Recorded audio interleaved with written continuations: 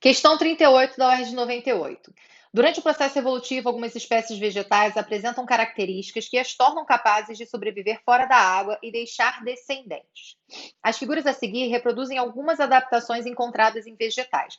Aí ele coloca a primeira, espinhos. Espinhos, aí nesse caso, são folhas modificadas, característicos de vegetais de ambientes muito secos. Aí nesse caso, essa redução diminui a superfície de contato, né? E diminui aí nesse caso a superfície que promove a perda de água no vegetal. Então, o espinho é uma adaptação para plantas de ambiente seco, e evitando assim o risco de desidratação.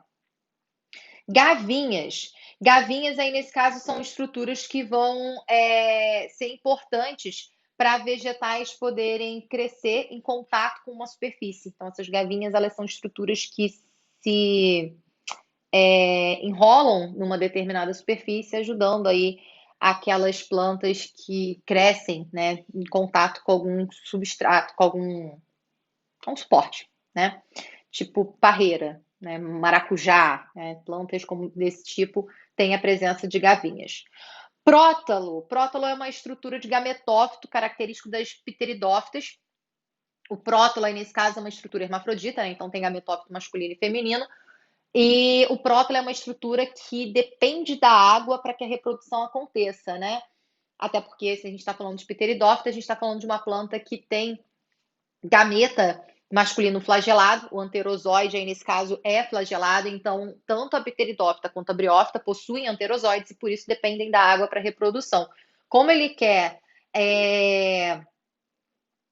uma adaptação, aí nesse caso, para deixar descendentes, a gente tem que pensar numa adaptação que traga independência da água para que a reprodução possa acontecer nesses vegetais. E aí encaixa a quarta figura, que é o tubo polínico.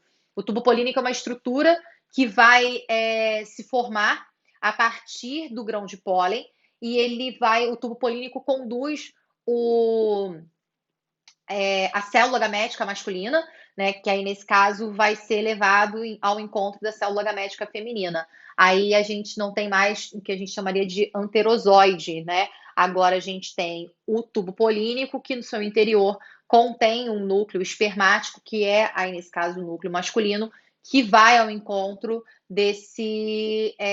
da oosfera, que é o gameta feminino. Então, o tubo polínico é uma estrutura que traz independência da água para a reprodução. Vamos lá.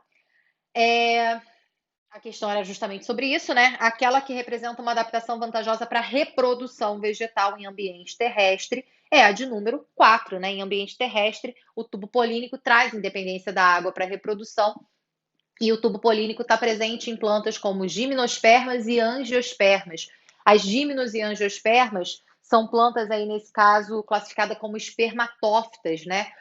Porque tem semente, mas também podem ser classificadas como fanerógamas, porque o aparelho reprodutor é exposto. Essas plantas elas têm em comum a presença de semente, tubo polínico e grão de pólen, que são características comuns a essas plantas. A semente serve aí, nesse caso, para facilitar a dispersão dessas espécies. No interior da semente a gente encontra o embrião com sua reserva nutritiva, que é o endosperma.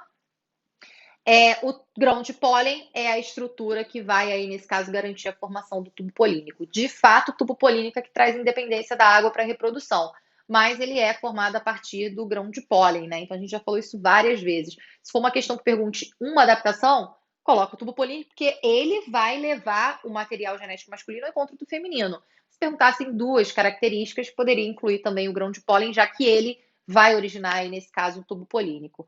Nessa questão, como ele traz pergunta sobre independência da água para reprodução, seria a letra D. A estrutura 4, que é o tubo polínico, traz a independência da água para reprodução nesses vegetais.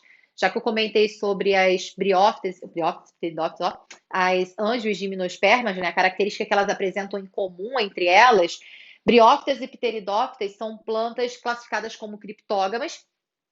A briófita é uma planta vascular, já a pteridófita é uma planta vascularizada, ou seja, tem xilema e floema. Lembrando que no caso das pteridófitas, gimnospermas e angiospermas, elas são classificadas como traqueófitas, né? Justamente por terem a presença desses vasos condutores. As briófitas, por não apresentarem esses vasos condutores, o transporte de toda a substância, seja ela seiva bruta ou elaborada, vai ser feita por difusão célula a célula. Então, a gente vai observar que o pequeno porte desses vegetais é relacionado justamente com essa dificuldade de transportar substâncias, e aí o pequeno porte, essa dificuldade acaba limitando o porte desse vegetal. Briófitas e pteridófitas são plantas que dependem da água para a reprodução, porque seu gameta é flagelado, né? Então, existe um anterozoide, que é um gameta masculino flagelado, que vai precisar de água para que a reprodução aconteça. Tranquilo? Então, algumas características aí, nesse caso, relacionadas à reprodução especificamente. Vocês já fizeram uma questão anterior que tinha sobre taxonomia vegetal, né, falando sobre cada um desses grupos e caracterizações desses grupos. Então, é importante que vocês que vocês tenham noção de que cada termo desse significa, porque às vezes aparece o termo na questão, aparece na opção, e é importante que vocês saibam qual grupo apresenta cada uma dessas características, como ela é classificada, já que ela apresenta cada uma dessas características. Tranquilo?